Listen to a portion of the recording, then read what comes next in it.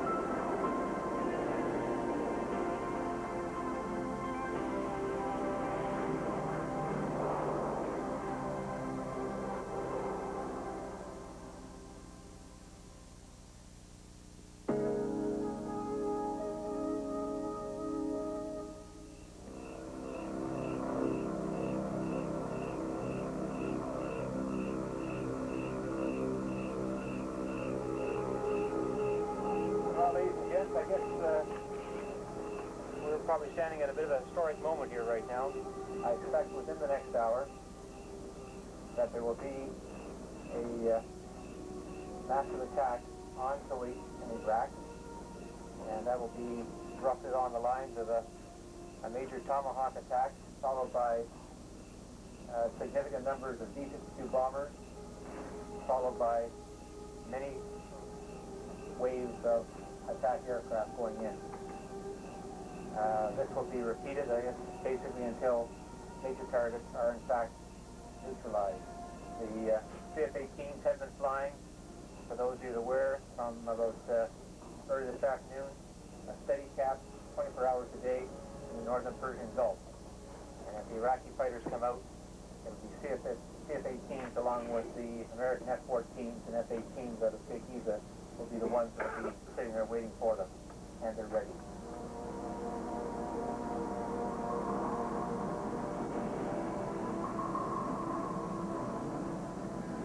Down in the southern Persian Gulf, we have our two ships there.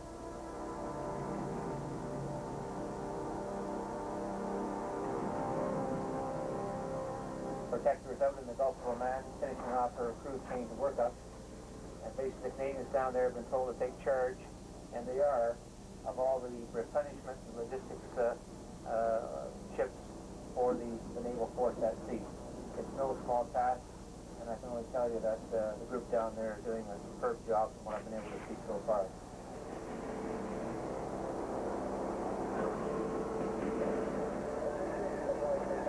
So, like it or not, ladies and gentlemen, and I think our country wants us to be there. I know they want us to be there. We're going to be involved in something in the very, very near future. But I want you to be prepared for 3 o'clock. And by the time 3 o'clock comes around, I want you to all be in top medium, quietly, and at your post.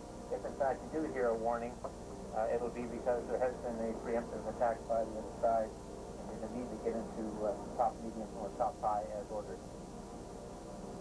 As I say, it's an historic moment, and inshallah, God willing, everything's going to work out just the way we want it to be. Good luck, and take care of yourself, okay? Thank you. Quand on est revenu de son meeting, c'était, je pense que c'est le chief of staff qui a parlé après le commodore. Lui a fini sur une note un petit peu plus encourageante. Là. Il a dit, on est entraîné pour faire ce qu'on a à faire, allons le faire. Ça, les gens ont sorti la salle avec un petit peu plus d'entrain.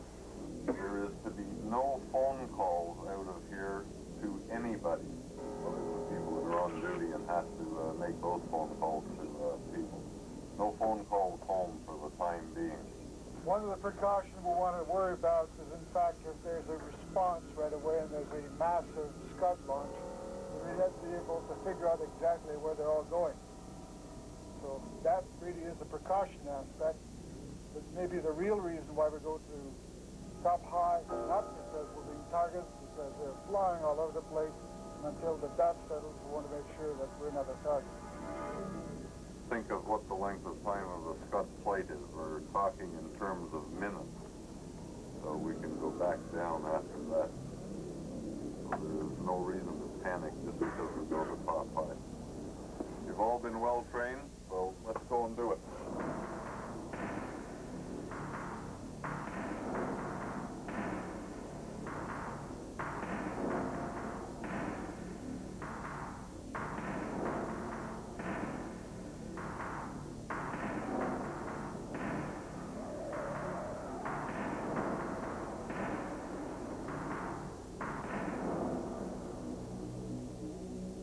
On est rentré dans notre bureau, là, qui est le Sea Container. Puis on s'est assis, puis il n'y a pas personne qui était capable de dormir. Je pense qu'il était 2h15 ou 2h20, puis tout le monde attendait. Puis quand on s'est fait finalement dire de se mettre en top medium, on savait pas ce qui était pour se passer. Donc c'était une nuit pas mal difficile là, de ce côté-là.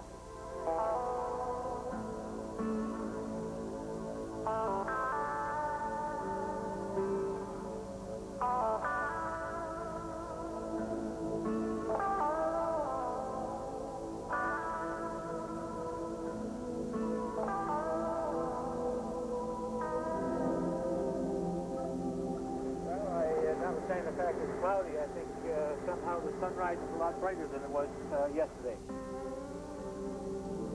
I compliment the Allies last night. That was an awesome, totally impressive display of military professionalism against Iraq. It was just plain impressive.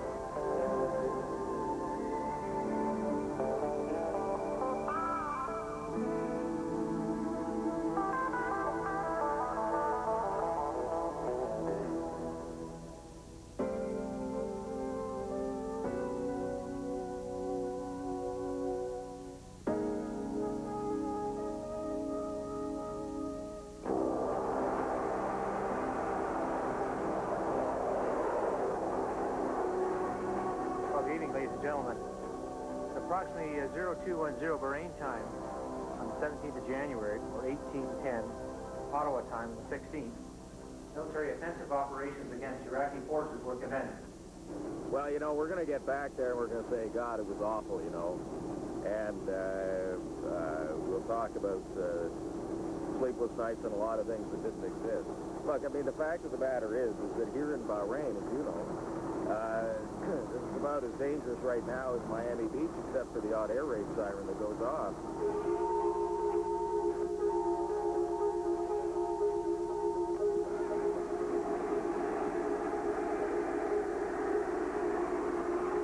I was shaken about 1:45, and shortly thereafter, I heard Scud launch. And at that point, it was very real. And everybody got dressed in a hurry, very methodical. There was no panicking. And at this point, we didn't know where which direction it was coming. The speaker came on, and we heard, I think I'll always remember this voice, missile launch, get into top high. And I thought, well, this is it, top high. Just by looking at the people, you could tell that, you know, everybody's pulse was racing madly. Le cœur te débat, ça peut pas faire autrement. T'es sur le stress parce que tu sais pas ce qui se passe, tu sais pas ce que le Scud a pu tomber, va-tu tomber ici, va-tu tomber proche, est-tu nucléaire, chimique en fait. On va-tu avoir des conséquences pour nous autres à ça. Fait que c'est sûr que j'étais assez mal. Ce qui est intéressant, c'est de voir la réaction des gens alentour. On était très serrés là-dedans. Il commençait à faire chaud. Puis il y a des gens, pour, je pense, réduire leur tension personnelle à eux, essayer de faire des farces. Il y en a d'autres que tu voyais étaient debout, bien raides, puis ils respiraient fort, puis ils disaient pas un mot. At that point, I went around the room and checked everybody else. The Commodore's having a bit of a problem putting the foot over its mouth, but we put that on no problem, and everybody else in the room checks each other. That's the first rule, and sort of try and carry on with their jobs. Of course, the primary thing is to look after yourself. And then we heard 3 minutes to impact. It was a very, very strange feeling, and but yet a lot of people were calm in realizing that there's basically nothing you can do. Mon impression, disons que tout le monde était nerveux cette nuit-là, parce qu'on s'attendait jamais à ça, qu'on était se faire réveiller en plein milieu de la nuit, et puis bang, un missile s'en vient sur nous autres. Et puis après le 6 minutes, qui était supposé d'être l'impact, et puis qu'on n'a pas entendu rien, je pense que tout le monde était heureux. All personnel run on shift should now be reporting to the canteen for briefing and issue of NBC antidote pills. All personnel on shift are to report to the MIR at the end of their normal shift. So.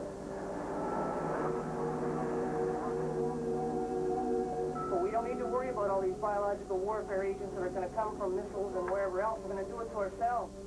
Because each one of us is a walking germ. So a lot of people here are working awfully hard trying to do their jobs and do them the best they can. It's long hours. And then from one point of view, that's good, because it keeps me from thinking about why we're here. I just get on with my job and do it and take my little piece of the puzzle and look after it. So I don't have time to think about all the other possibilities. The word antidote isn't absolutely correct, but it's something that most of you can understand. It's a prevention against anthrax. If someone came down with anthrax, this is the same drug we would use to treat you with.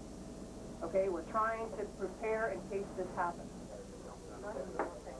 When and if things start to happen, we'll find the weaknesses. They'll show up. What is also apparent here, though, Chaperone, at the Pentagon, is that one or two of the missiles that were fired at Israel may have landed on beyond Israel, may have landed in the Mediterranean. Not all of them landed in Israel. Two are believed to have landed south of Tel Aviv, the largest city in Israel. But about 4 o'clock in the morning, I phoned the base to find out if there was any updated information. And I was asking the public affairs officer some specific question about the CF-18s, and he fell asleep during my question. I had to wake him up. It's been 40 years since Canada went to war, and as a Canadian journalist, when that situation occurs again, you want to be there to see it. I have a sense that there's not one journalist in Canada who would not like to be here covering this right now. Some of my colleagues have been in Baghdad. That's not a place that I'd like to be. There are others in this business who think it's great. That's not my style. Here. Why'd you do that? 3 months, huh? We haven't had a joint headquarters or a joint command, I guess, since Korea, and I suspect back then it wasn't even anything like we have here. But it's been tremendous, I think, seeing how the services have got together, the Army with the security people, and very heavily on the support side, the Air Force with the F-18s, and of course the ships out in the Gulf.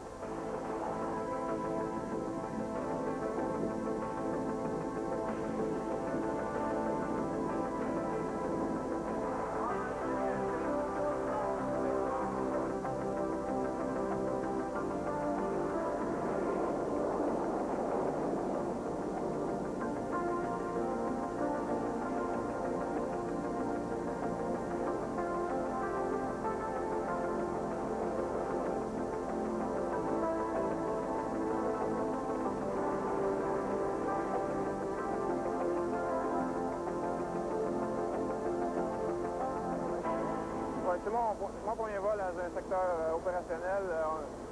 Évidemment, on fait l'entraînement, mais c'est jamais comparable au vrai fait comme on a présentement. An awesome amount of traffic on the way down here. It actually sounded confusing. I was surprised. We were concerned that this would be different, but it really doesn't seem too much different. AWACS is much busier because they're directing more traffic in the northerly direction, and we're kind of in their way.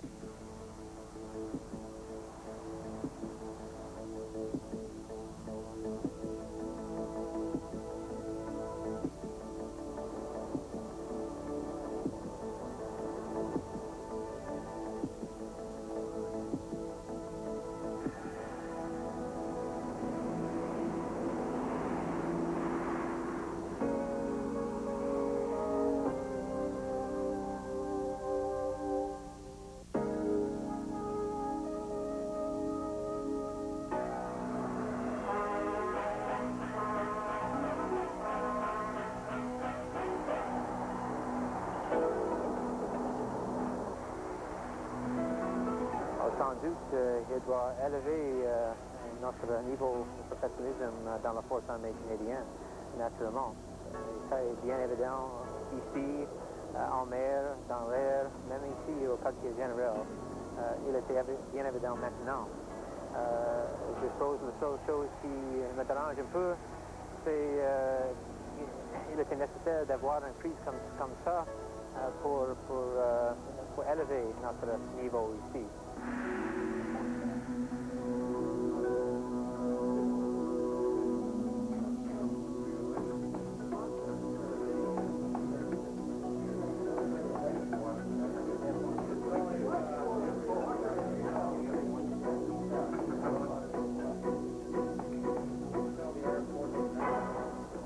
My name is Robert Mason Lee. I'm from Ottawa. I'm a reporter with the Ottawa Citizen. I'm reporting out of the Gulf for Southern News.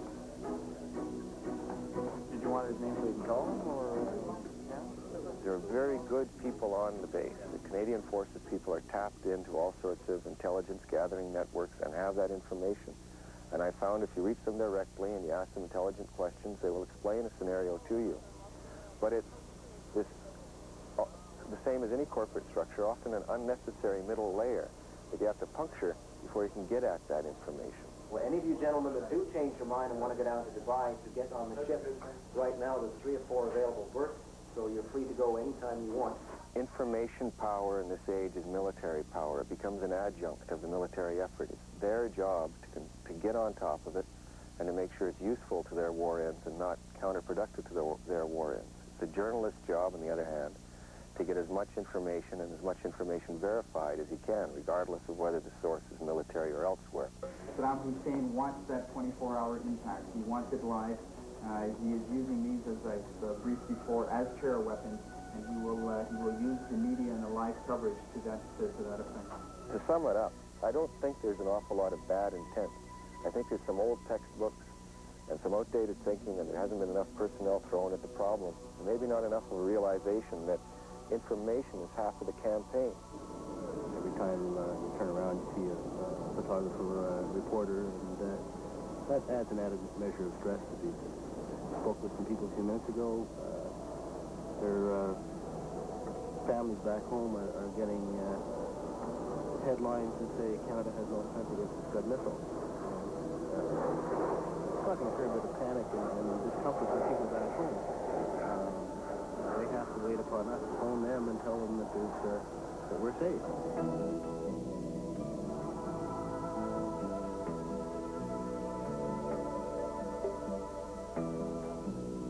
Mon bataillon d'origine est le 1er bataillon du Royal 22e Régiment qui a garnison à Lahr en Allemagne.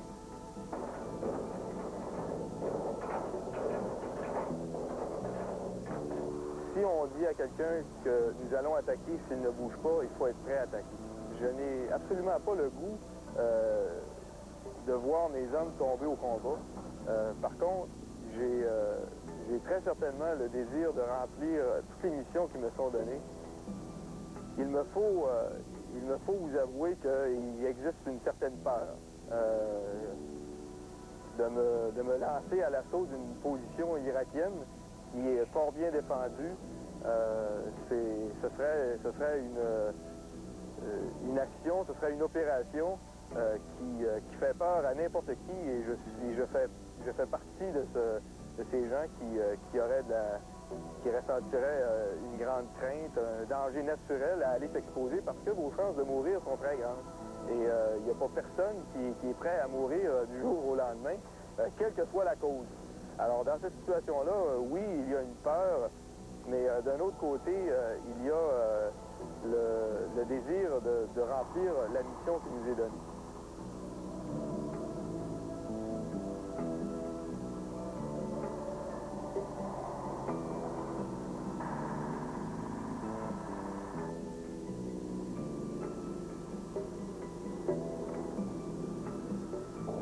La peur que je vous ai décrite fait partie de ces opérations, et je crois que tous mes hommes sont prêts à suivre de cette même façon-là.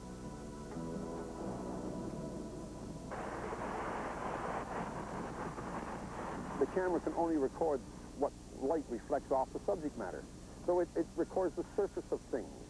And in a lot of cases, and I think a lot of photographers would agree that this is the biggest challenge of photography, is it only records the surface, and the trick is to see beyond that. Well, this is where the artist comes in. I'm not here to glorify anything. I'm not here to make any statements as such. I'm here to portray the human aspect of what we're involved in. The spirit of the men and the women, by God, it could be 1953 in the mountains of Korea. There's a certain professional air about Canadian service people, by God. I think it's magnificent. A little propaganda never hurts, eh?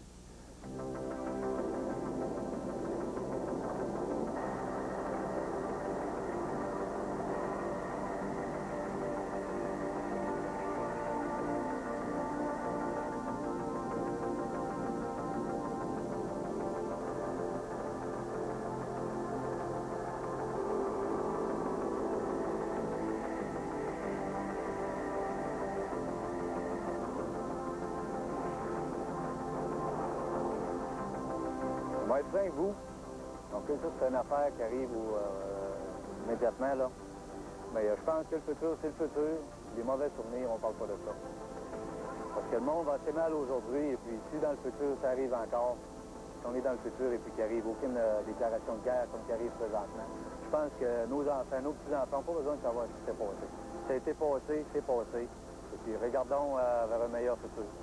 The only people that realize what's going on here and really feel what's going on here are the 170 people in this compound. And I would add, if that isn't the case, they should be plenty proud of what's going on over here, because they got one fine group of Canadians here.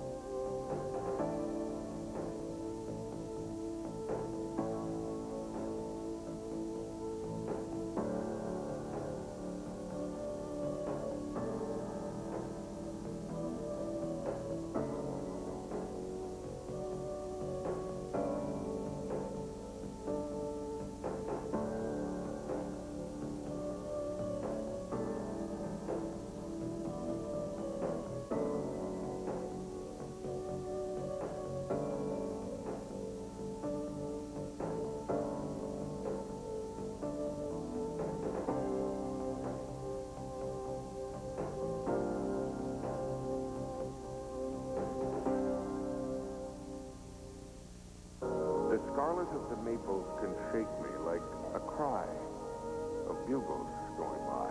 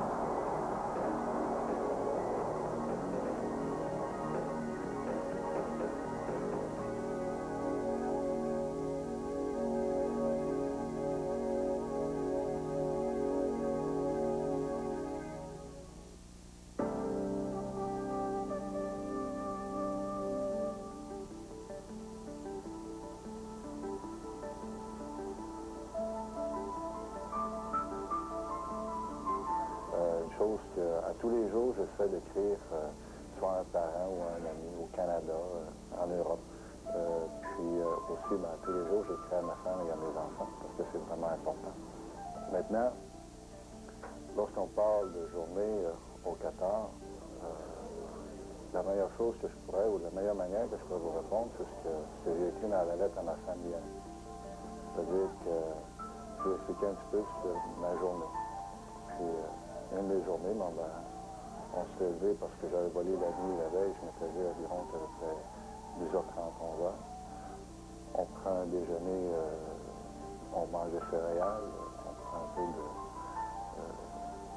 du lait, un café. Puis dans l'après-midi, parce que c'est vraiment important, même s'il n'y a pas beaucoup de choses à faire, la pire chose qu'on peut faire, c'est d'être oisif. Heureusement, on était capable de faire un peu d'exercice, de la bicyclette stationnaire, des poids et haltères, de l'haltérophilie. Ensuite, on revient, on essaie peut-être de se reposer un petit peu, on relaxe. Moving that French and English Canada can live together! Work together! Hopefully, many hours before a mission, I'm still asleep or getting some rest. But as Bull and I get ready for a mission, we'll go get our initial intelligence brief. Indicate that the state of MBCW equipment. We'll sit down and we'll talk about the flight we're about to do, on any contingency plans and emergencies that we may have, and what we're going to do if we get tasked to ID or actually engage any of the enemy. Ensuite, on se prépare physiquement pour chercher les codes qu'on a besoin et on s'en va à l'avion. Puis, à partir de ce moment-là, la seule chose à quoi qu'on pense, c'est quelles sont les vérifications qu'il faut que je fasse pour que ce soit en état de vol. Check out all our flight equipment, make sure everything's serviceable. We'll draw our weapons and ammunition. Air to flight, no supersonic within 3 nautical miles of Doha, and because today's Sabbath, no supersonic. The minute I get suited up and I start walking out, it's totally business.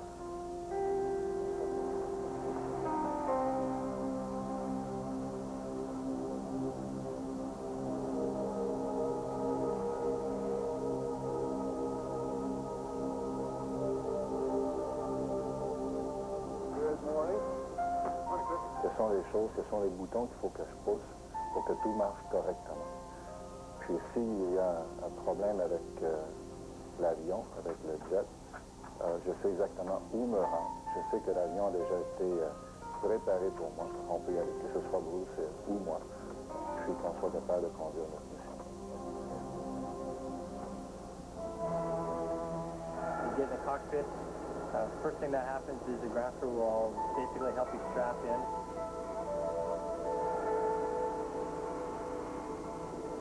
Helmet goes on and everything, ground crew then leaves. Then you go around through the cockpit, they control the switches are in the proper location, the generator switches are on, stuff like that. So in preparation for the start. Basically only takes 3 switches, start the airplane, and you're started. Quelque chose qui change en temps de temps, c'est qu'on se donne au moins 10 à 15 minutes de plus pour faire des vérifications avant vol. You get a feeling of power, obviously, being up there, but boy, the further north you go, the more alert you become. The eyeballs start looking around a lot. The head is swiveling, and I'm constantly making sure Bull is there, and I'm sure Bull's doing the same thing with me, making sure I'm there and checking each other's aircraft and anything around it. You try and think of right from the start is what might I expect to meet, what kind of threats. I mean, obviously in training we've handled a lot of different threats and how to handle different aircraft and other enemy air defense systems. We've always trained with them. We've talked about how to counter them. And you just go over in your own mind. Yes, I've trained on this. I know how to do it. And you just go over the drills in your mind of what you have to do to counter it.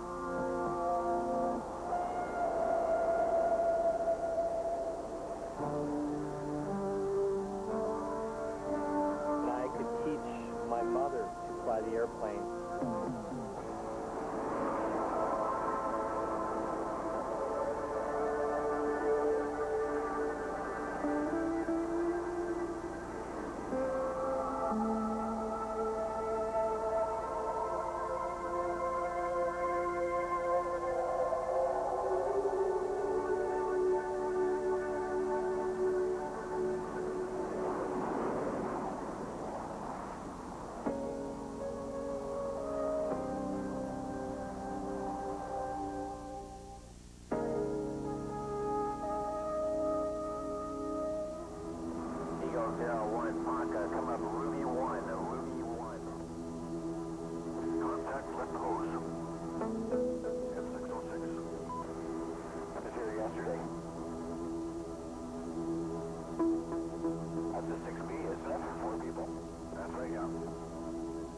when we bought the Navy airplane, we got the probe and drogue air-to-air refueling. We have a probe that comes out of the nose, which you might have seen anytime you ever see the airplane. In flight, you slow down, you put the probe out, you fly behind a Boeing 707, there's two baskets to trail out of the end of the wing. Well, that's all we do is we position ourselves right behind the basket, make sure that the probe is in position to go into the basket, and then you find a reference on the HUD, the head-up display that we have, and then you basically plug the probe into the drogue.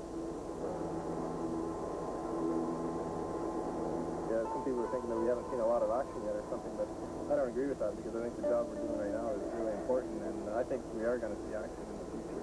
Hey, pre-contact for the right. Pre-contact check for the right. Plan, transfer, top off. Okay, we'll do the same thing now. Max on 7,000 on the right on lights. Clear zero checks. 18 is sitting way back. He's back about a half a mile on the left side. He's starting to move. Every time we go up there, it's just serious and just be dedicated as those guys are going behind the lines. Is it ours or American? American. Okay. Left observer has two airplanes off to the left coming in. They're high, moving in. Yeah, I see. What the hell are those? I can't tell yet. I can't tell either. Oh, they're Hornets. Okay, I can see the double tail now. Okay, yeah. I'm not really envious. I mean, I feel for the guys, because we do know they have been dodging SAMs and that, and I'm not looking forward to that. It's probably going to come to that, but I'm not looking forward to it, and I don't envy anybody that has to. Just down left close. Okay, you have control of the fighter for wind contact on lights. Left observer, check left observer has control of the light. Jesus Christ, there's another one coming up. And left observer has another airplane approaching from the left. 18. It's an 18. Yeah, they're everywhere. It's called a Hornet's nest.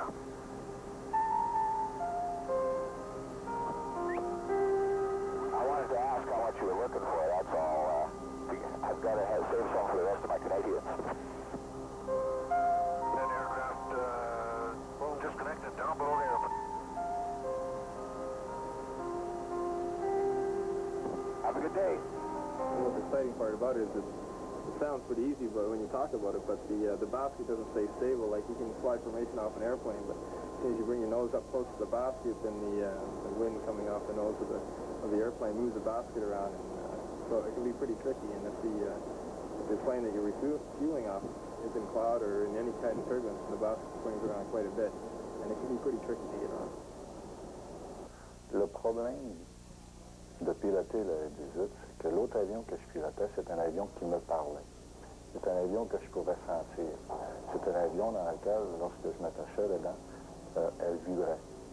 Le F-18, au lieu de parler, murmure. Parce que c'est un avion qui est très doux. Donc, il faut s'habituer au murmure de l'avion.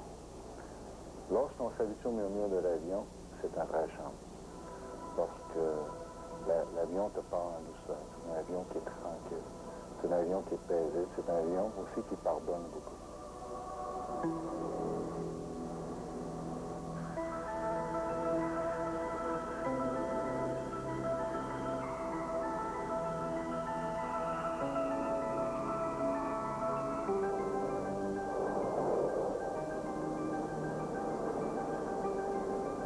It's a great aircraft to fly. It gets a little tiring on long missions. About a 2-hour butt, and anything longer than a 2-hour mission, I start to feel it. But the aircraft itself is very easy to fly. It's very forgiving. All the systems are right there at your fingertips. You don't have to reach for anything. It's very comfortable. I always come down smiling, and everyone goes, well, how come you're always smiling? It's because I enjoy what I'm doing. It's extremely exhilarating, you know. Pilots are sort of like, you get the immediate attention of some rock superstars, you get the adrenaline rush of some sports athlete, and you get sort of a combination of all of that. You just have to like it. Yeah, we love our job, and we apologize if anyone doesn't like that. You know, there's always been a mystique about pilots ever since World War I and the glory days of the scarf and all that stuff. I personally don't believe in that image because there are a lot of people around, like I said, that keep me flying, And unfortunately, we sort of get a little bit more of the glory than we probably deserve. The techs deserve as much credit as we do for the operation that's going on here. And you know, I'm not the big cool dude. I just go and do my job and want to come back home alive. Well, first thing you think of, you want to see them come back. You're hoping they're coming back. And, well, like when the guys left this morning, everybody was out when the first two come back, make sure the second two are with them. So you're thinking about them all the time. You come back from mission, they go over to the airplane, they find two strong, and they're, you know, they have to get the pencils broken, and they get right at them. Les volets sont d'attaque, ils dégagent. Regardez ce qu'il y a de jeu à l'intérieur. On a une trappe, on appelle des rods à l'intérieur. J'ai aucun dommage sur les canons, les trappes. We fly the airplane, we sort of get like all of those glories about being able to go out and go to war and all that. But just like anything, you can't do your job without the excellent ground crew and the maintenance on the airplane. The airplane itself is very maintenance oriented, very easy and quick fix sort of, and help the ground crew in telling them what's wrong with it. But they still need the ground crew who know their job, know exactly what to look for, to be able to turn the jet around, fuel it up, and make sure that all the radars are working properly, all the EWC is working, the missiles are uploaded.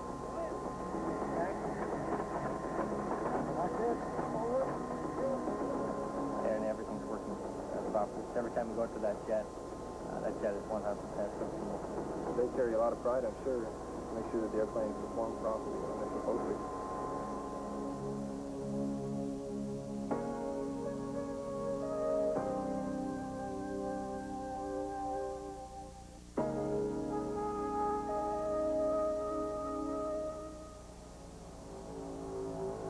We set up a classic wheel pattern over top of the boat using steep angles of attack of our approach to these boats, and fired off our 20-millimeter rounds in that. Each of us had about 550 rounds, and we expended about 1,000 of them into the boat.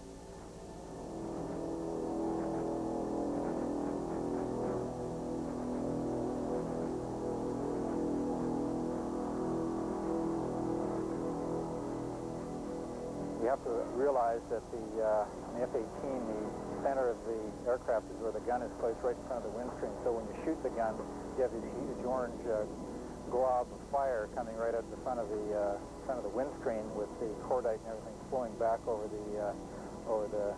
plexiglass canopy.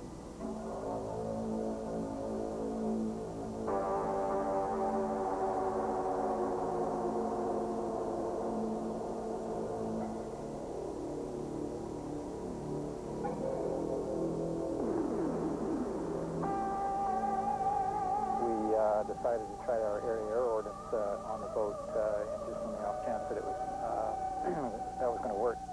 We tried AIM-7 radar-guided locks, and I didn't get any lock at all with my radar, but Hillbilly was able to get a lock with his, and they got a full system lock with indicating shooting at, so he shot an AIM-7 at it, which it just missed about 40 or 50 feet to the right of the boat.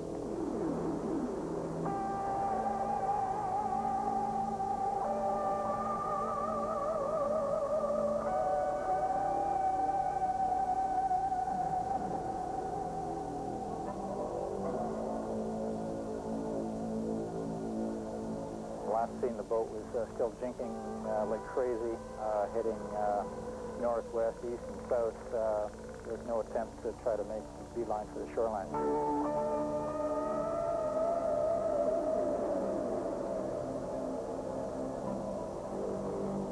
The feeling I had at the time, I can remember it very distinctly, was that there was no elation whatsoever.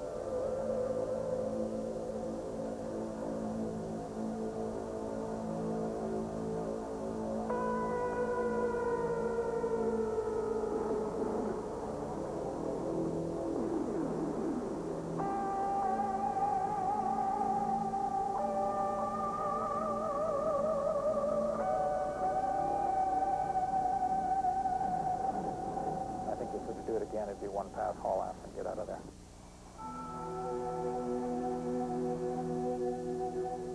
Well, we track everything that our squadron is doing. We negotiate the missions, we plan the missions, we task the squadron, and we keep track of them going airborne, coming back, whether they get refueled or not. We task the refuelers.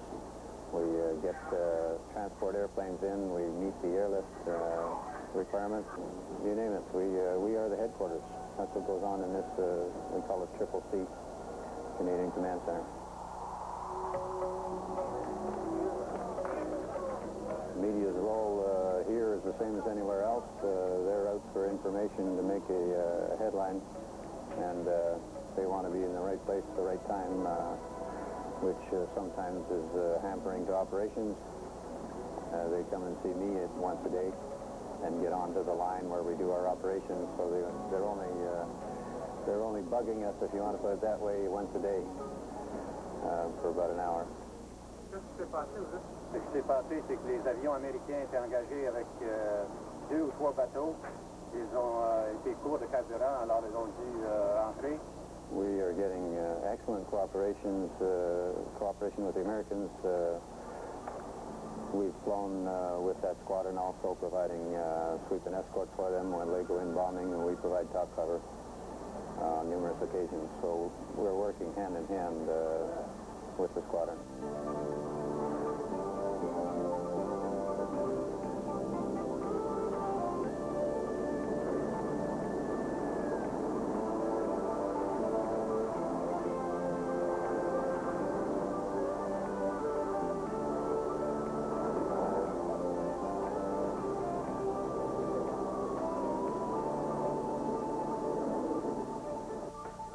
The entry point there. When you're here, you can start getting set up for your first pass. Okay? Formation will be double attack. Speed will go for, let's go for 420 ground. I think 420 ground will be an easier speed to maintain and to roll in with than 450. One that we can reach anyways. Maybe even go into an action if it's a surface threat type spike. Jink away. And then come back to the business at hand. At any time today, if you get lost and no comm, problems, whatever, that's the RD point.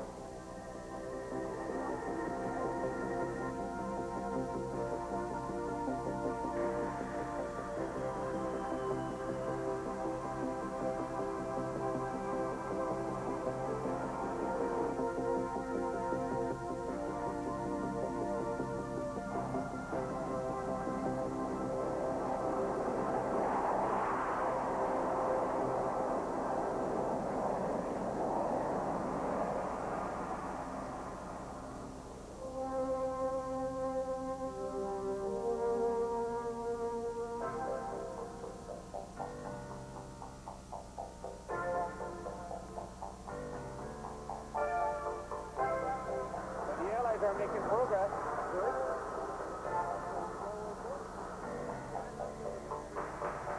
War's war. It's a grinding routine. I don't think anybody that's here now thought that when they joined up they'd be going to war, but that's where things going. I think I'm going to have a strong memory of the closeness and that everybody's really pulled together here and helping each other. It feels really good.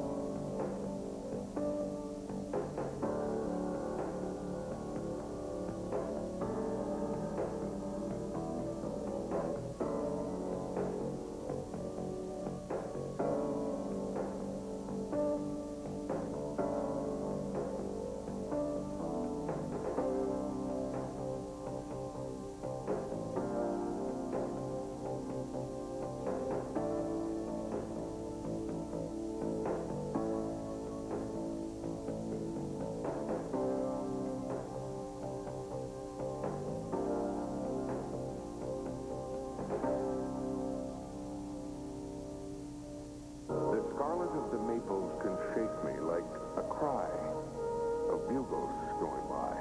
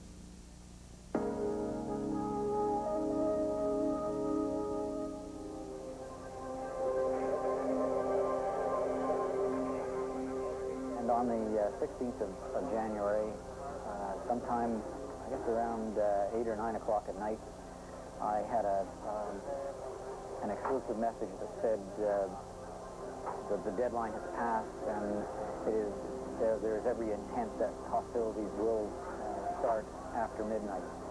And we agreed that I would make an announcement to that effect at the change of the watch, so that we didn't disturb the sleep of everybody on board.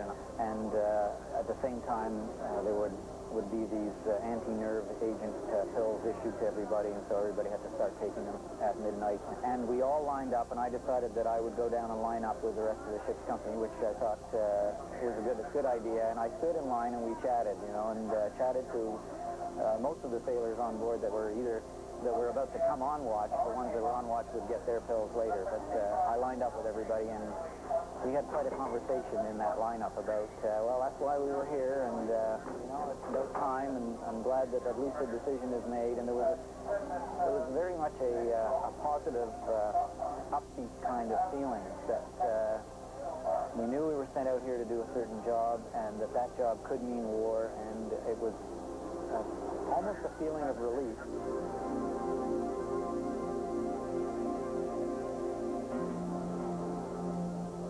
We watched the Americans launch their first Tomahawk strike via data link, and then we received the code word that let us know that the hostilities had officially commenced, and for me that was quite a sobering moment. I knew it was going to happen, I saw it happen, and then I heard about it after it happened. Amazing. About time. Yeah, about time. Exactly. Well, the thing is, I mean, you're going to do it or you don't. And for those of us sitting out here waiting for something to happen, it's either hopefully peace will break out, but if not, hopefully they get on with the job. What we have here is the Gulf divided into 3 separate units, 3 separate areas.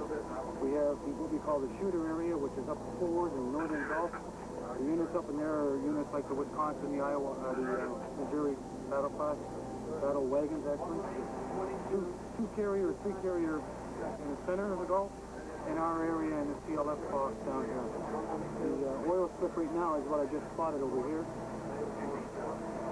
Right here in this area here, it's getting bigger all the time, and it's slowly coming south. Oh, ça, je dirais la chaleur.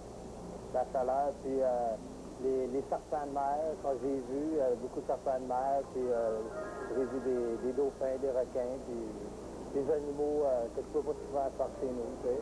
Puis la guerre comme telle, c'est quoi aussi, tu sais, pour dire que j'étais là, j'ai participé là-dedans, puis je pense que c'est plutôt ça. The Persian Gulf is the warmest body of water in the world. And if the middle of the summer. The water temperature along the coast is up to 96 degrees Fahrenheit. And in out in the center, it runs around 90. So that's in months of July and August. Ça, c'est de valeur pour ça, mais apparemment, ils sont supposés envoyer quelqu'un pour nettoyer ça. J'espère que ça va être fait assez vite avant que ça démange, ça tue tous les animaux alentours. Ça.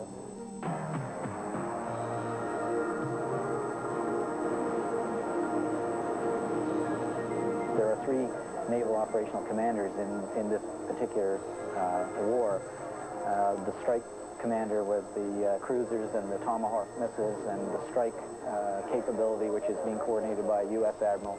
The carriers, the 3 carriers that are their strike aircraft are being coordinated by a U.S. Admiral, and then the logistic forces are being coordinated by a Canadian captain, and you're talking to them. Certainly, I don't think since the Second World War there would be this kind of major role provided to a Canadian at sea in a naval capacity. No, it's really quite incredible. We're more concerned now with the protection of the higher value units in this area, the tankers, the amphibious task groups, and we're also concerned with the logistics and coordination of providing escort to these tankers as they go up to provide services to the carrier battle groups and the big shooters up on the line. Our role was carefully negotiated to keep the Canadian task group together as an identifiable Canadian contribution to the war. They wanted Canada to actually coordinate all the logistic forces in the Gulf. I was specifically being asked to schedule the refueling, replenishing, and the escorting of about 60 of those, some 50 to 60 ships, which I'm doing right now. And that's a nightmare, I'll tell you.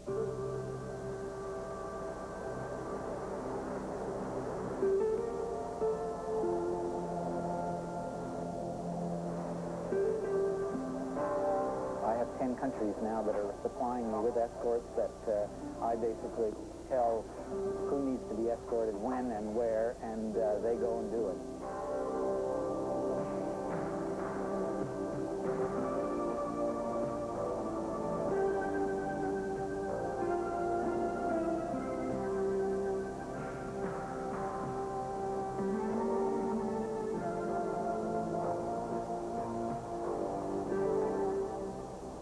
Combat officer, and it would be exciting to perhaps be participating in naval gunfire support off of Al-Kaffi, for example, but that is not the tasking that the Canadian task group has accepted. Our mission is important. It may not be sexy, but it's important, and the supply trains have to get to the dozens of ships that are operating in the Gulf. They need their gas, they need their ammunition, they need their fresh fruit and vegetables, and we are providing a very important service.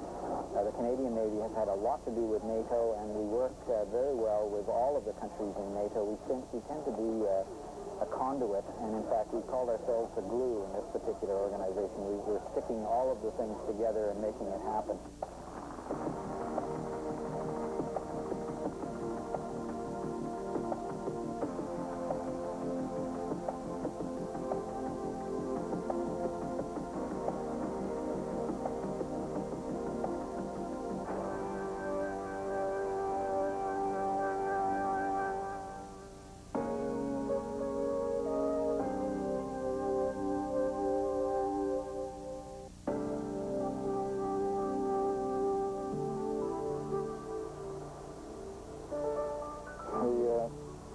Started off with a great deal of hubbub, a great deal of enthusiasm on part of the entire ship's company. It flew over here from obscurity in a shore office to taking over a ship very rapidly in theater. And in fact, before we finished our workups with retraining, the war started. We had a very, very intense period for the first couple of weeks, in accomplishing the turnover and then in going through the workups, getting up to the fleet standard, making sure that everything was operationally ready. But since then, there's been quite a letdown in terms of the activity level and the adrenaline level. What, quite frankly, now is beginning to happen is, you know, sort of a bit of complacency in some aspects, and you know, one of the big problems is really staving off boredom. It's going to be a long day, and we can expect emergency stations or active stations at any time. We have another exercise attack inbound. All position. Brace for a shot. Brace for a shot. Heels off the deck. Chins up. Back straight. On both your feet. Nous avons fait un exercice pour pratiquer l'équipage, à répondre en cas d'urgence. Il y a eu des explosions à bord, il y a eu des feux, il y a eu des inondations. Puis avec tout ça, il y avait beaucoup de blessés. Les blessés étaient répartis partout sur le bateau. Ici, ce qu'on a fait ici présentement, c'était comme une clinique médicale pour faire les premiers soins en attendant de transférer les blessés à la partie, à la clinique médicale à bord du bateau. There's a report of a fire on the starboard side of the boat deck. There's a report of an explosion in the area of the forward SIS. After that was current team take action.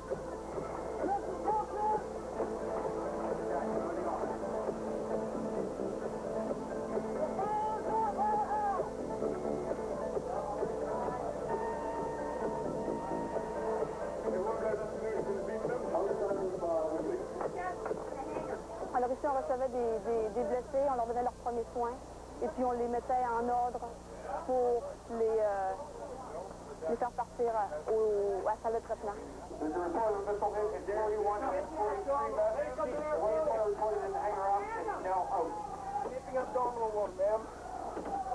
On en a fait plusieurs quand nous sommes arrivés sur le bateau. Ça a duré environ 2 semaines. On avait des exercices respiratoires continuels pendant 2 semaines. Depuis ce temps-là, c'est la première fois qu'on l'a. En dedans de 2 semaines, c'est la première fois qu'on a encore un exercice là, si majeur que ça. Je ne sais pas vraiment à quel intervalle qu'on va en faire. Stay with us! Come on! Get back now! It's been very interesting time. Speak down that way! Speak down that way! Oh my God!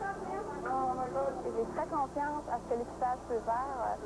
J'ai aucune crainte qu'ils vont être capables de répondre là, de façon très professionnelle. Ils connaissent ce qu'ils ont à faire et ils vont le faire correctement.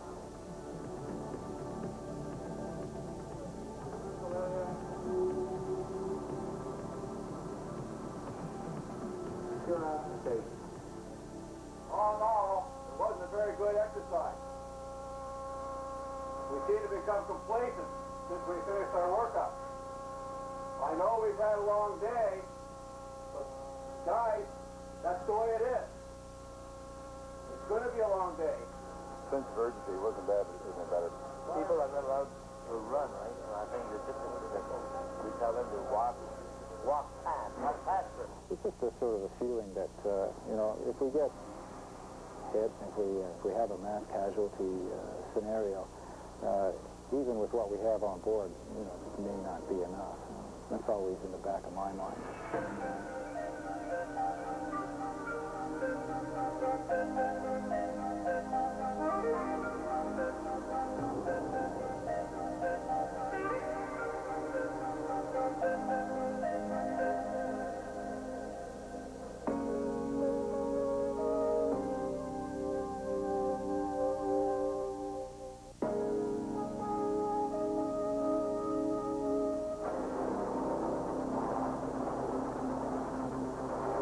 Problems that we have in the Persian Gulf is the sand. Because it's a fine powdery material, it's in the air all the time, no matter where you're at. You can't see it until it's obvious, especially on the main rotor blades and the tail rotor blades when the aircraft comes back off of a couple of missions. It gets to a point where it cakes on, and it makes it very difficult if it's not continuously cleaned up in providing lift for the helicopter. When we hit around Djibouti, the northern tip of Africa, temperatures there were about 50 degrees Celsius, which makes the air very thin at that time. The aircraft is a rather heavy aircraft. It's big, and although 2 engines in the aircraft are very strong, if you lose one engine, then you're going to have a great amount of difficulty trying to land the aircraft, getting up enough safe airspeed, getting the ship up to speed, so that you're going to make a successful landing aboard the ship.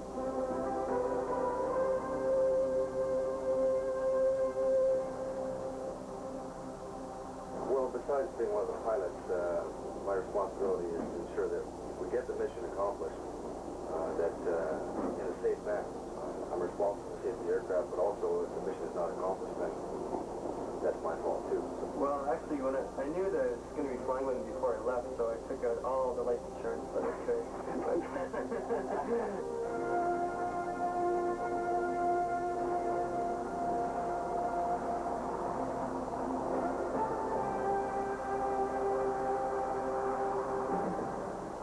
First get up, we go for a briefing, and we get briefed on the weather and the current tactical plot and what the ship's combat room wants us to do. We are basically an extension of the ship, so they decide how they want to deploy the helicopter. I'll be taking the takeoff and landing, so I'll make the decision at that time whether to put it back on the deck or whether we proceed it far enough off to put it in the water. Either way, I'll call full power load, and I'll try to fly it out if I'm past the deck. If not, you're just go down, we're over the deck itself, not the net, over the deck, put her on the deck. We will take off the ship, start up the aircraft, obviously, take off the ship and go to our sector and start to sweep it looking for our contacts, and as we find them, we report them.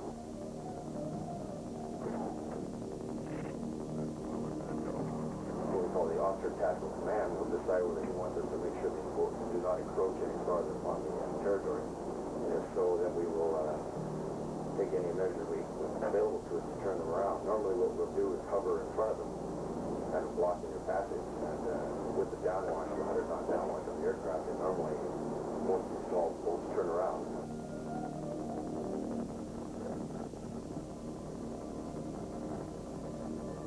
And if that doesn't work, then we request permission to open fire across the bow.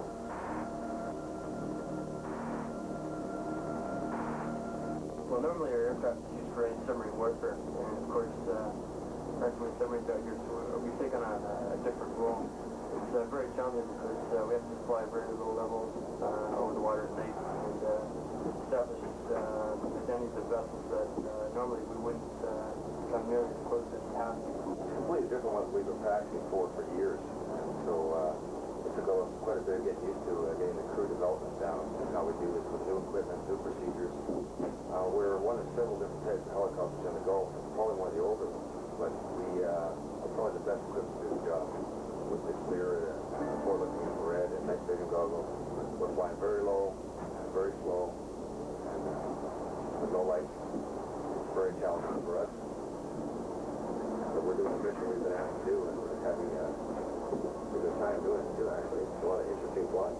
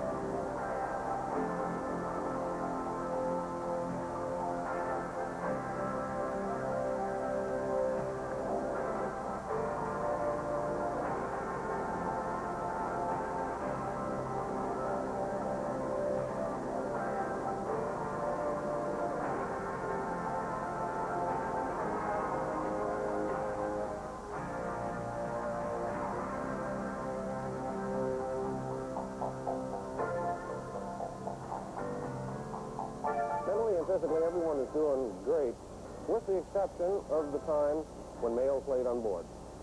That's when you can tell everybody's down a little bit, and don't really say hello or much to anybody until that male does come in. That's about the only time. Everyone's picked up and got together and has become a family and help each other out in the hard times. If you miss that mail call, well, there's heck to pay somewhere. La dernière nouvelle que j'ai eue de la maison, je crois, par des lettres ou quelque chose comme ça, parents et puis ma femme m'ont dit que c'était déplorable parce qu'ils n'entendaient pas beaucoup aux nouvelles canadiennes à propos des Canadiens. C'était surtout un conflit. Ils étaient anxieux de savoir ce qui se passait, de moi d'écrire à eux, de savoir ce qui se passait, parce qu'ils n'avaient aucune idée de ce que les Canadiens faisaient là-bas, où est-ce qu'ils étaient situés, et puis tout ça. C'est peut-être un défaut, peut-être, que les nouvelles canadiennes ont vraiment, ils s'intéressent plus à ce qui se passe tout plus près de l'action. Any luck at all? We may not be there July and August, which are the real hot ones. The coalition is developing new tactics, new ways of achieving objectives, and we're right there watching it all. Perhaps we're not participating as fully as they are up in the northern Gulf, but we're seeing it happen, and we're learning a great deal. And I think in a few years you'll see that what we've learned here will bear fruit with the Canadian task group, the Canadian Navy at home. I'll never forget making that pipe, telling everybody we were about to go to war. One chooses a military career, and although we don't want to see war, this is the profession. And perhaps after, say, 30-year career and retiring without ever having seen any form of action, one might wonder what it was all worth, even though maintaining the peace or protecting sovereignty is important. But yes, there is a feeling of satisfaction for everyone here that they are contributing to something vital and important, and it's not an exercise. It's sad. The whole thing is sad, and I wish that it hadn't happened, but obviously I don't think Saddam Hussein was going to pull out, and he wasn't listening to the international community, and there was only one thing left, and that was to physically force him out of Kuwait.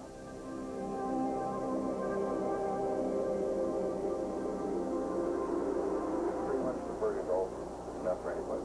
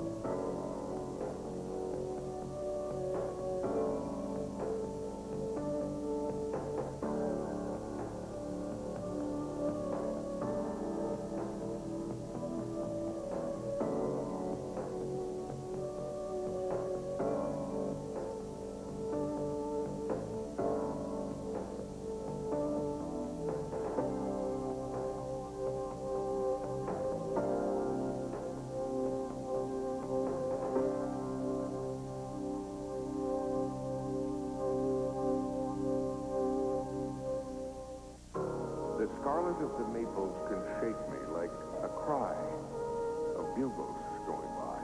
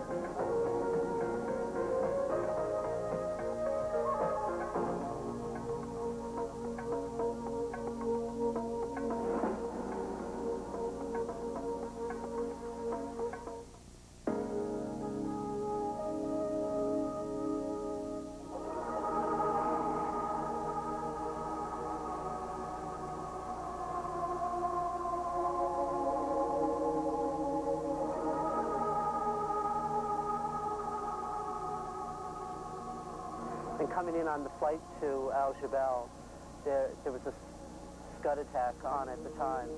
We're all told to put on our IPEs. The aircraft lands. We're all told to get off now. You know, the pilots were quite apprehensive. They wanted to get out of the area right away. So that was sort of our first initiation to landing in the Middle East. Tout d'un coup, ça nous a comme frappé. On est arrivé et on a dit, Colin, c'est le premier convoi qui s'en va au front depuis la guerre de Corée. Puis on dirait que ça l'a comme tout frappé tout le monde en même temps. Puis on est tous devenus bien émotifs là-dessus. Puis là, on s'envoyait à la main. Puis en tout cas, les camions sont en allée. Puis il y avait bien de la poussière. Puis il y avait le soleil en arrière de ça. Puis en tout cas, c'était tout, là. C'était vraiment spécial.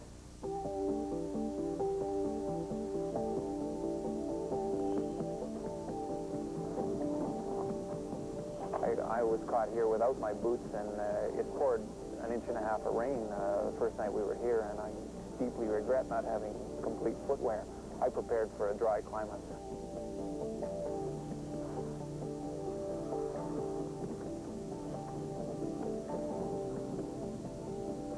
We can get a bunch of people from all walks of life together and form a cohesive unit in a very short time.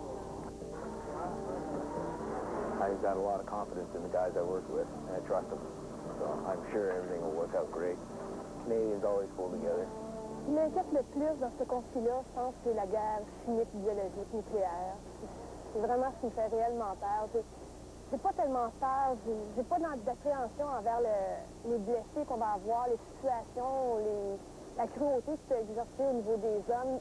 C'est pas ça qui me fait peur, c'est la guerre chimique. En réalité, c'est ma vie, c'est la vie des autres, c'est comment quelqu'un peut agir d'une telle façon envers d'autres humains, c'est ce qui me fait peur. On est préparé, mais on ne sait jamais ce qui peut nous arriver. Je pense que c'est surtout ça. On veut tout revenir avec nos 4 membres puis notre tête de là-bas. C'est ce qu'on souhaite, en tout cas. People are picking up the wrong IPE and taking off with it. That is a personal piece of life-saving equipment.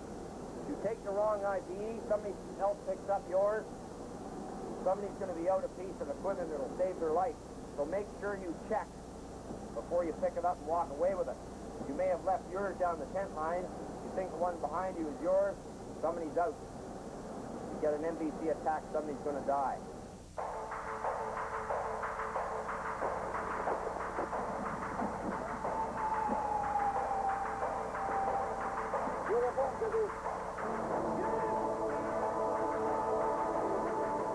I'm a medical officer and military psychiatrist, and I'm part of the Critical Incident Combat Stress Intervention team that's here at the Gulf War in theater.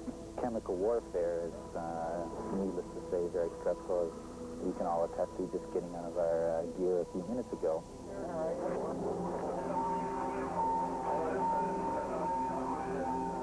You cannot see it, and that creates a lot of fear. I mean, what is fear? Fear of the unknown.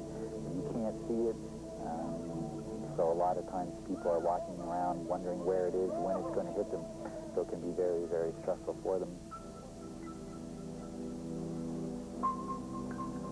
The other thing with chemical warfare is when you put on these suits, you lose identity. You lose your identity, and you lose your identity of your unit, and that can have a profound effect on people because they don't know who their leaders are. They don't know who the people they're supposed to lead are. So all of a sudden that cohesion that they had, that bonding within the unit just falls apart. And we were in the lobby at the hotel, and everybody had their suits on, a number of different nationalities with their suits on, and everybody was all standing off to the corner in different parts, not getting together, not knowing who was who. And then all of a sudden someone came out and they had sort of a Canadian flag. They had a Canadian flag on their suit, their name, and everybody all of a sudden went over to that person.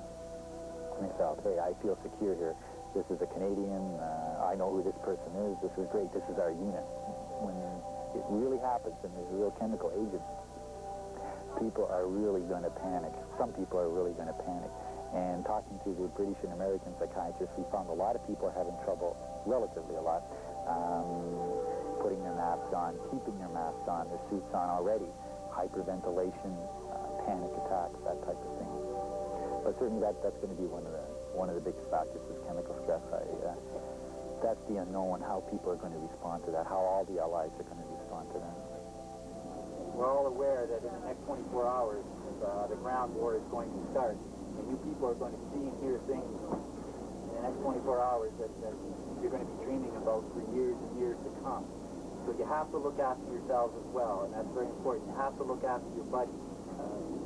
The Brits are expecting about 400 to 450 casualties on any battle day, and 40% of those will be killed in action or missing in action. And they expect anywhere from 10 to 20%. The number they use is 16%, but I'm sure it's about 10 to 20% of all casualties will be battle shock casualties. The wounds themselves are different, and you have to look at the aspect that you're dealing with very young people. And so there's a real emotional factor for that. At home, we deal with basically young, healthy people, but in a lot of cases, you know they're going to get well and go home and everything's fine. Here, you're looking at people who could die, or people are losing a limb, and when you look at young men and women who are 18, 19, 20 years old, I think it's the emotional factor that's the part that we're all afraid of.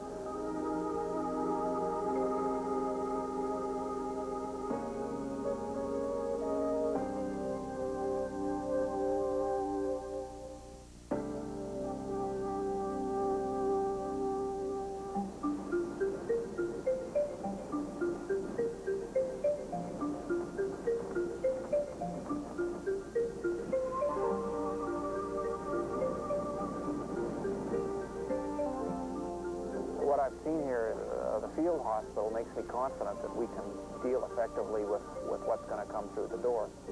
We may be overwhelmed, but I think we can adapt. Even if we're overwhelmed, we can find ways around and innovate and get things rolling there. And in a flood of casualties, we have to do what we can to save the most lives and limbs. Very pleased to be working with a team like this. I'm glad that you came on your day off. Let's hope we don't have any work. Right on. C'est la veille de la bataille, vraiment. Il y a un petit débat maintenant si la bataille a commencé ou pas, mais les grosses attaques de chars commenceront dans un jour, ou deux, ou trois, ou moins.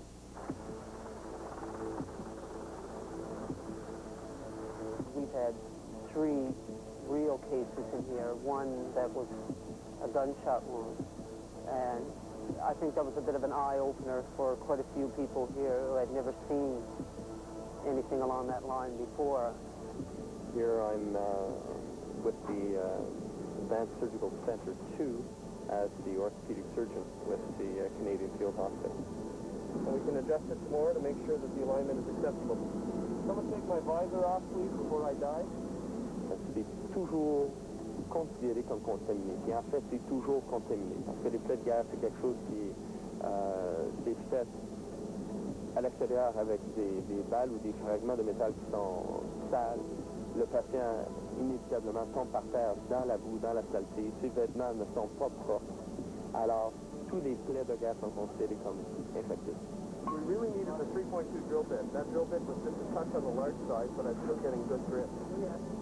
On a peur parce qu'on ne sait pas quels vont être les résultats avec le patient encore. C'est toute une nouvelle expérience pour tout le monde ici. On veut vraiment espérer que ça n'arrive pas au point que ça l'est au moment. Et on est bien heureux d'être dans une situation qu'on peut aider autant que le monde que possible. Alors, c'est épeurant et puis c'est excitant en même temps. All right. One leg fixed. Send him on his merry way. The second patient was a British soldier who, again, appears to have been struck by shrapnel. He had multiple exit and entrance holes in the lower extremities. On his right leg, he had one fairly large wound at the back of his knee, and there was a fairly profuse bleeding, so we were concerned about a vascular injury. Wiggle your toes. Tobin, wiggle your toes and I'll leave you sleep. Come on. The left foot, the other foot. Come on, just one. Yes, morphine. It means he was given a medicine. Yes, we saw that, morphine. Can you just tell him that we've given him some more morphine and it may make him groggy? Because I'm going to be manipulating his leg. Okay? لأنه يقول الدكتور إذا في وجع لازم يعطيك دواء. Okay? Now just clean him up. Clean him up, make him warm.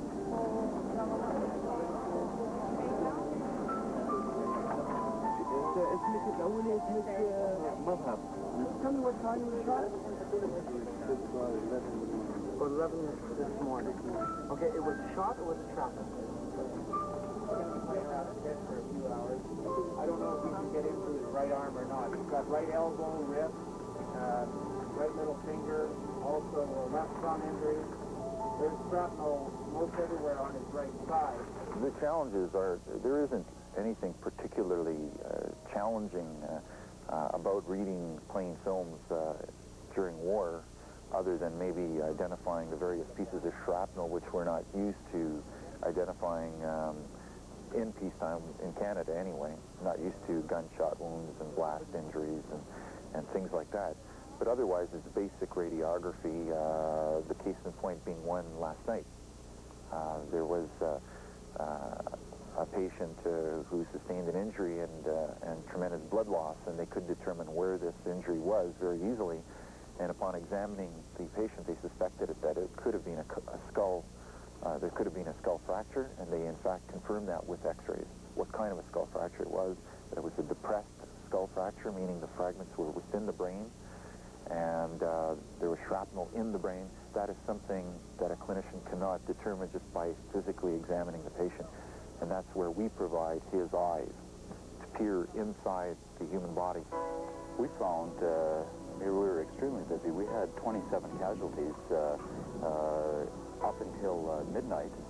The casualties were very, very interesting. I can't remember the exact breakdown. However, the change now is we're beginning to see more and more of the Allied troops vice the POWs. Practically everyone had shrapnel. There were mines, and probably one of the most interesting ones, just to bring home the fact that the war is not yet over, was a young Brit gunner who was in the area of Kuwait City and saw an attractive object on the ground, and he bent over, picked it up, and he had 3 of his fingers blown off.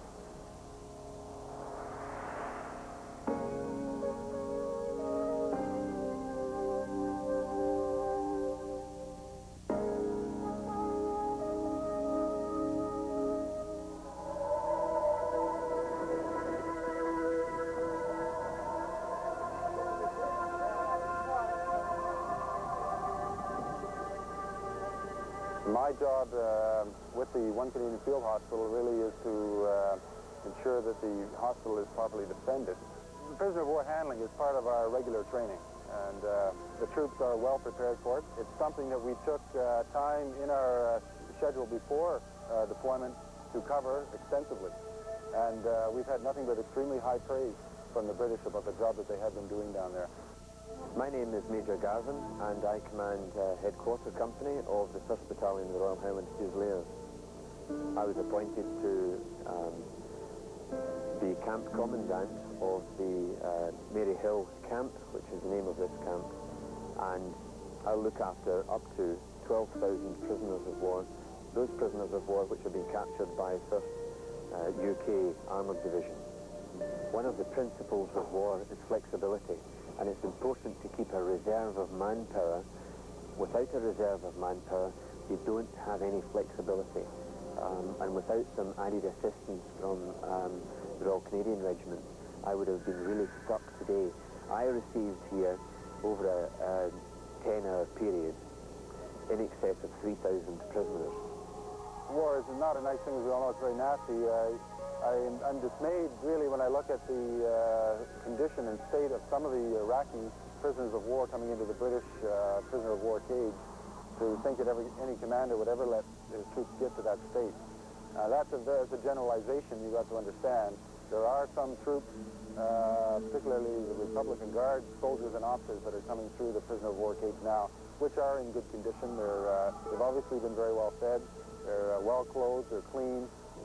The soldiers themselves are in a bad state. They're glad to be captured, and actually it's difficult now to be firm with the soldiers when you feel so sympathetic towards them. You put your head down!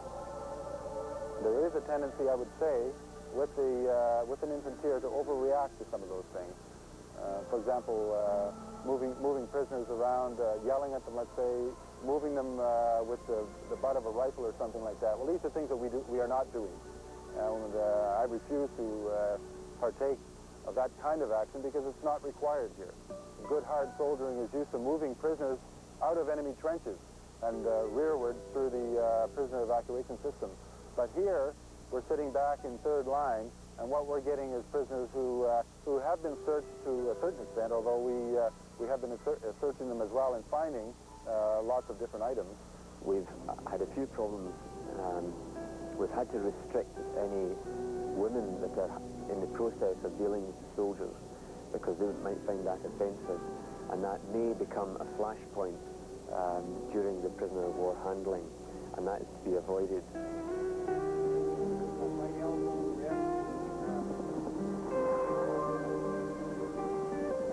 Certainly the Canadians have had probably the most complex cases of all the 3 hospitals here. There was smoke coming out of the wound when we opened it, and we all stared at each other in disbelief. No one said anything until we opened the wound up again and it started to smoke, and of course it only dawned on us then that this was sulfur. And each time we opened it, of course the oxygen got to the sulfur and it tended to ignite. This little piece of shrapnel was sitting right on the popliteal artery. Unfortunately, it didn't burn through.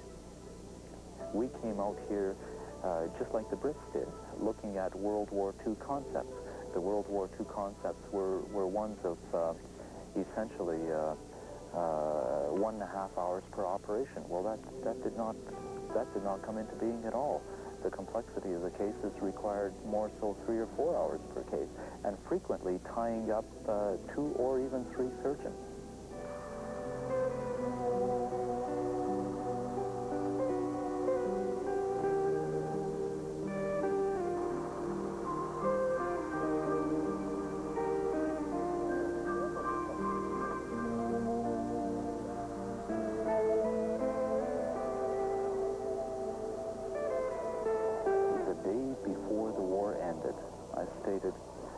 Should the war end today or tomorrow, then the lessons that we have learned will be invaluable to us all in any future deployment, whether it's war or whether it's a disaster or whether it's a call into a third world country. Ça a été une expérience unique pour chacun, dans le sens que nous avons fait face à des blessés de guerre, autant forces alliées que prisonniers de guerre, et ça nous a mis dans un esprit d'équipe. Je crois que tout le monde s'est mis ensemble, puis on a travaillé en équipe. Ça a été vraiment super ce coup-là. Puis pour ce que ça nous a rapporté, c'est expérience géographique, expérience de mentalité, travailler avec des interprètes. Puis ça a été vraiment... je vais m'en rappeler assez longtemps, je crois. Canada. I mean, you don't realize how good you got it until you leave that country. C'était pas l'inconnu. C'est pas la peur de mourir, vraiment. Je veux dire, je crois qu'on a une destinée et puis on est appelé à mourir un jour. Mais c'était la peur de l'inconnu en ce sens de ce que je vais voir avec la guerre. It was really strange because when I stepped out of the tent at 7:30, it was dark, like it should be still night. And then I came into the work here and it was still dark around 9 o'clock. At 9:30, it was darker, like it was almost as if it was midnight. It was like an omen, actually. Et jusqu'au moment, j'ai trouvé qu'on a du bon équipement, mais on a les meilleures personnes dans le monde pour travailler avec cet équipement. Je pense que les Canadiens ici, on a des standards probablement plus hauts que n'importe qui d'autre. I think this would really show, well, the world and Canadians that, yes, we are a good medical team and we can do the job. That's what it takes, and that's what we do.